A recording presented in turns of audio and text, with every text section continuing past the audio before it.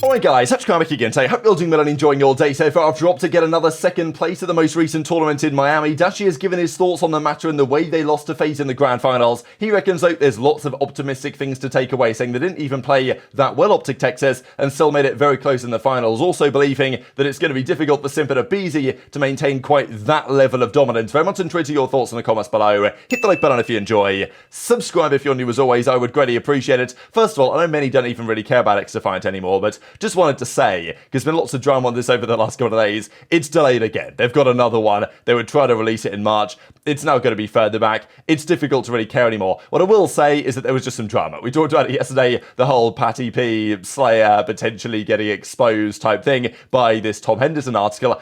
And it was interesting that Tom Henderson made a video on this, of course, and the video was then copyrighted by Ubisoft for XDefiant. So I'm guessing he had gameplay in the background.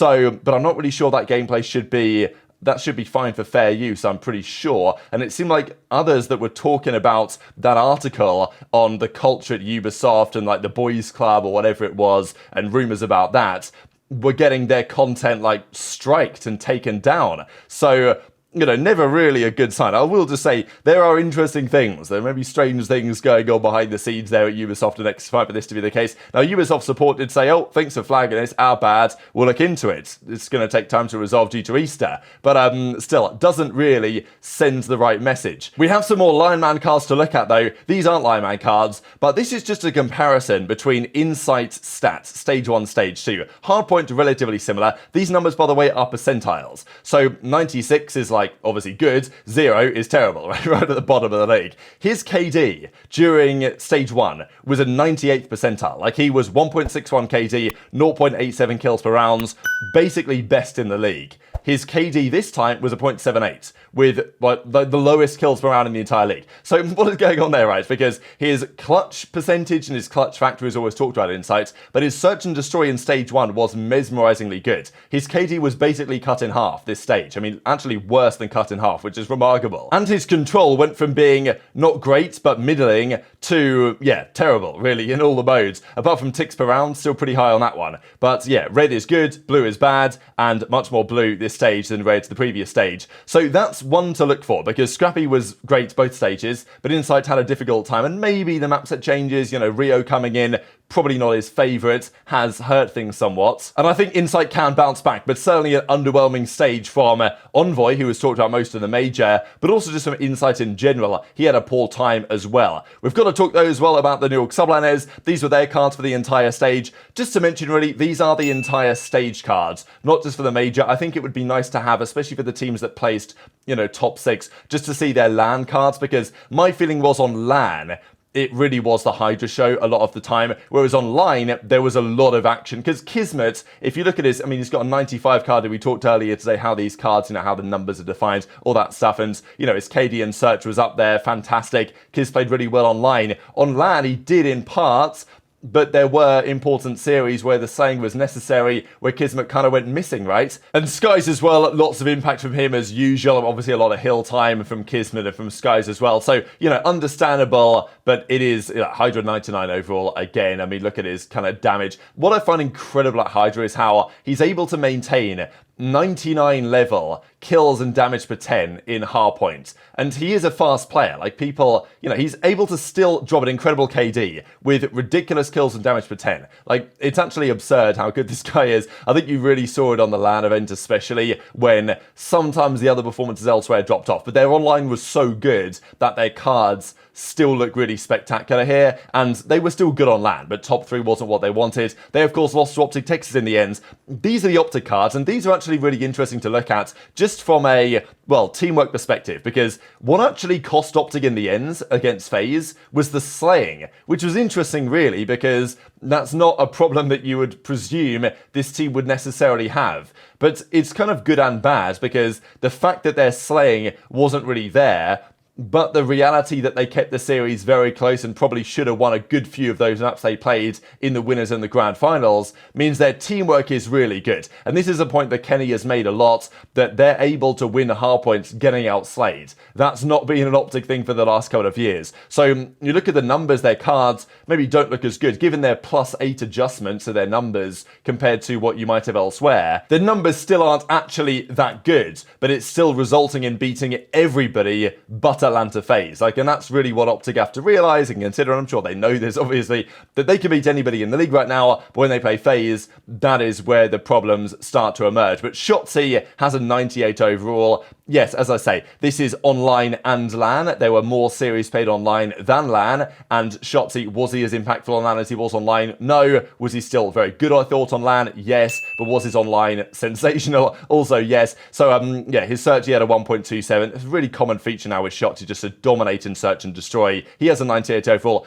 Dashy's here with a couple of purple numbers, actually negative in Harpen, which is pretty rare, and Kenny was not great online, but I think he did really turn it up on LAN. Pred, I'm sure, was probably the same thing. I think if we saw LAN cards here, Pred would be higher, but he did have a couple of bad series against FaZe down the stretch, and Pred's numbers here, 82 overall with a +8 adjustment, pretty damn underwhelming for someone who's meant to come in and be, a main slayer for the roster, but at the same time, they beat everyone but FaZe. So I think that is really the key takeaway, and that's what Dashy kind of goes on to say, that, look, they're in a good spot OpTic. Yes, they've lost another finals, and there are questions on that. It kind of goes both ways, because you can take the optimistic stance. They made the grand finals. They played a very strong FaZe team. They lost a close series to FaZe where they got outslayed, and FaZe, Simp and aBeZy especially, caught absolute fire. Pred didn't have his best performance. Dashy didn't have his best performance. If that's a different story, then they arguably win. And there's a lot of optimism to take for OpTic. But if that was FaZe getting seconds, there'd be lots of criticism that, damn, these guys can't win, they keep losing in finals and all this type of stuff. So,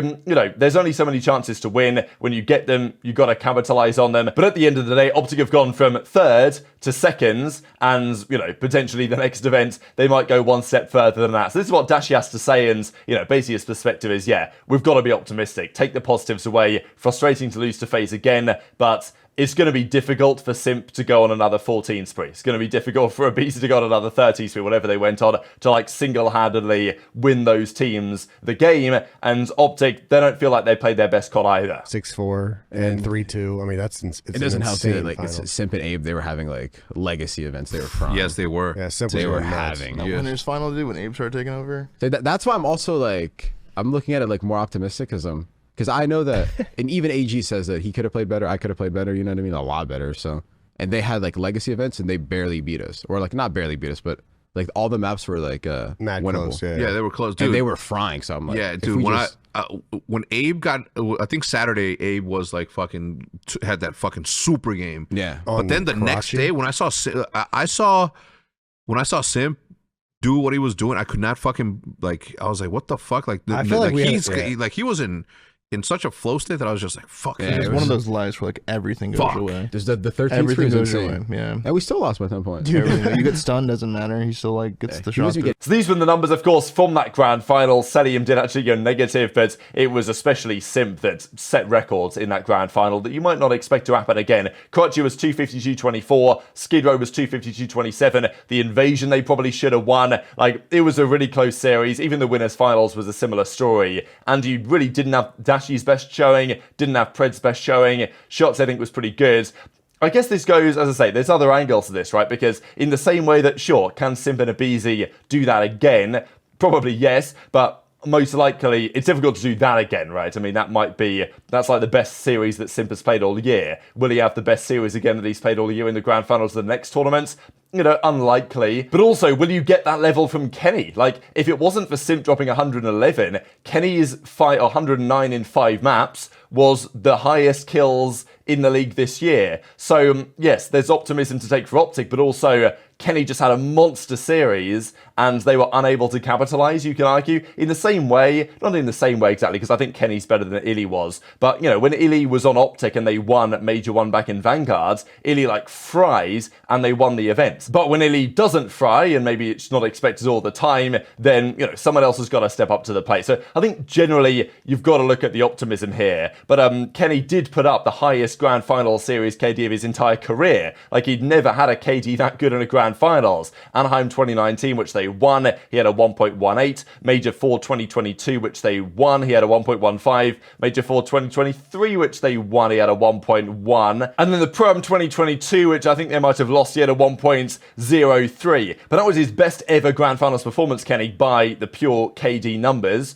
And they still lost it. So, you know, you can look at it from both angles. But I think that OpTic have to and will take this momentum forward. Kenny also joins Dashy as well on our post-Miami OBJ Player of the Year ladder. Dashy's still number 1. You know, so much hill time, so much, you know, ticks captured in control. These sort of factors that are working well. But Kenny's up here as well. And that allows Shotzzy and Pred to effectively do what they want. Nero up here at 4th as well. Envoy and Insight still at 2nd and 3rd. But feels a bit wrong to have nobody on FaZe here, given the fact that they are the team to beat in the game right now. Awakening and RC's as well. As of recording, Awakening is still on the roster. We talked about that earlier on today. RC's is gone. But there are 8 CDL Iron Men, as Brian Satz describes them, who is basically players that have played every single qualifier match from the start of Card War. You guys might remember that Simp missed one because he was unwell at one point in Vanguard, and Priestahh subbed in for 1 or 2 series. I think he played OpTic in one of those. So that was a bit of a baptism of fire back into the league at the time. But that's why some players have missed ones. But most other players have also missed ones because they've been benched or, you know, something has happened. There's only a few players that have done every single one. So there's now only going to be 6 left, with our season Awakening gone. Shotzzy, Cell, aBeZy, Envoy, Priestahh, and CleanX. So Cell's been on the same team the whole time. Shotzzy's moved around a bit, but has been under the same kind of heading, right? Dallas Empire became OpTic Texas in some sense during that crazy off-season. Envoy's moved around a little bit, and then Priesthah's moved around a fair bit as well. And CleanX has been on Toronto the entire time. So very much interested in your thoughts on all this stuff in the comment section below. Just to run through the Ben Nasim putting stats as well from this major. He actually made 80% of his putts during stage 1. This stage down to 75%. Now, I will say, during the major, it was more challenging because, you know, he wasn't putting on an actual putting mat. He was putting on the carpet, and there was a small little cup or whatever that he was putting into. So, you know, difficult to read the break of that, I imagine. So I give Ben a bit of a pass here for the major. But nonetheless, he was actually cooking during most of the stage. But then at the end, a bit of a fall off. But nonetheless, 18 made out of 24. So a 75% make rate here from Ben Nasim. And he's made 77.3% of his game day putts so far. So yeah, I'll be keeping up to date with this one from Turtle. But very much enjoyed your thoughts on all this stuff in the comments below. Hit the like button if you enjoyed. Subscribe if you're new. Take care. And I'll see you next time. Shotzzy? What? Hey, Hello. Sorry, a who? A what now? What is the crack, mother? what? Is this the real Shotzzy? It really is. Ask him where he was at the other day when we went. What's your address? No, Oh, no, wait. no, no, no, no, no, no, no, no. Ace defused, ace defused.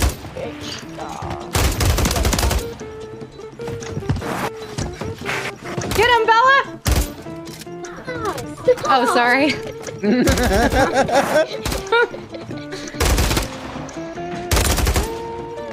Hey. She just screamed. Oh no, Bella! And dark, I say. Oh, okay. At the lobby. Wow! Actually up there? Dang. Yeah, you guys are actually good. Boom. Wait, who's your second favorite in OpTic? Penny. Search Wait, no, Dude, Dashy. that was so quick. Dashy? Me and Dashy besties. Because he doesn't know after yet. the objective. He doesn't know yet? Yeah. Bella wants to know if you and her can team, and then me and Ace can team. Yeah? Okay. Yeah, we can team.